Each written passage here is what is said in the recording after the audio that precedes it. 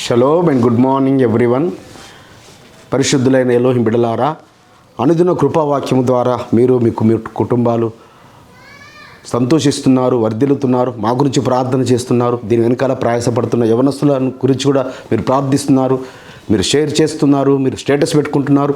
మీరు కూడా ఇందులో పాలుభాగస్తులవుతున్నారు. మిమ్మల్ని, మీ కుటుంబాలను, మీ వంశాలను పరమ తండ్రి వర్ధిల్ల చేసి ఆశీర్వదించునుగాక. ఈ దిన కృపావాక్యం చూసుకుందాం. ఎలోహిం బిడ్డలారా, లూకాసు వార్త 2వ అధ్యాయము 14వ వచనం. ఆయనకిష్టులైన మనుషులకు భూమి మీద సమాధానమును కలుగునుగాక. ఎవరికి భూమి మీద సమాధానమట? పరలోకపు తండ్రికి ఇష్టులైన వారికి.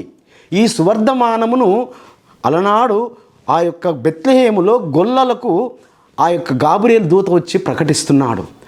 కాబట్టి బిడ్డలారా, నీ ఇంటికి సువార్త వచ్చింది, నీ గడప యుద్ధకు సువార్త వచ్చింది, నీలోకి నీకు సువార్త వచ్చింది అంటే నువ్వు నిజముగా ధన్యుడవు. ఎందుకనగా నీవు ఆయనకు ఇష్టకరమైన కుమారుడుగా, కుమార్తెగా ఉన్నావు కాబట్టి, నువ్వు ఆయనకి ఇష్టరాలుగా ఉన్నావు కాబట్టి, నువ్వు ఆయనకి ఇష్టడుగా ఉన్నావు కాబట్టి.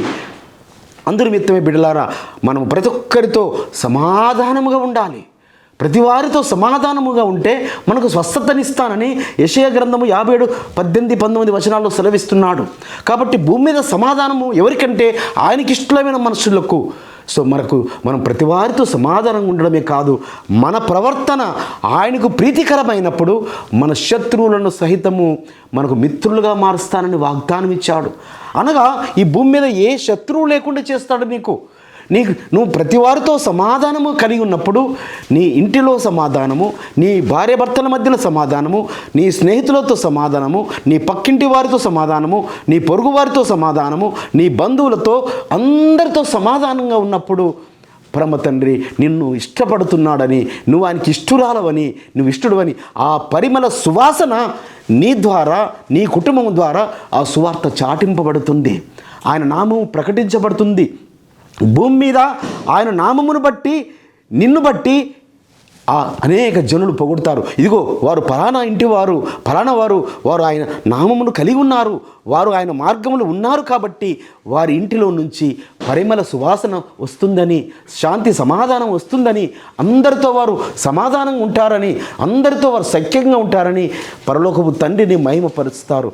అప్పుడు మనకు సమాధానము బిడ్డలారా. అట్టి సమాధానం పరమ తండ్రి మనందరికి అనుగ్రహించునుగాక. ప్రార్థన చేసుకుందాం. పరిశుద్ధమైన తండ్రి, అవును నాయన, భూమి మీద మీకు ఇష్టమైన మనుషులకే సమాధానమని మీరు సువర్తమానమును గాబ్రియేలు దూత ద్వారా ప్రకటించబడినారు 2000 సంవత్సరాల క్రితం. అది ఈ దినం వరకు ప్రకటించబడుతుండగా మమ్మలను కూడా అందరితో సమాధానంగా ఉండే కృపను విస్తరింపచేయమని యేసు మెస్సీయ నామమున స్తుతించి ప్రార్థించి వేడుకుంటున్నాము పరమ తండ్రి.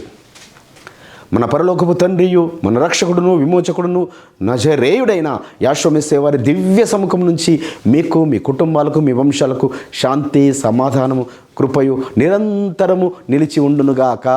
ఆమేన్.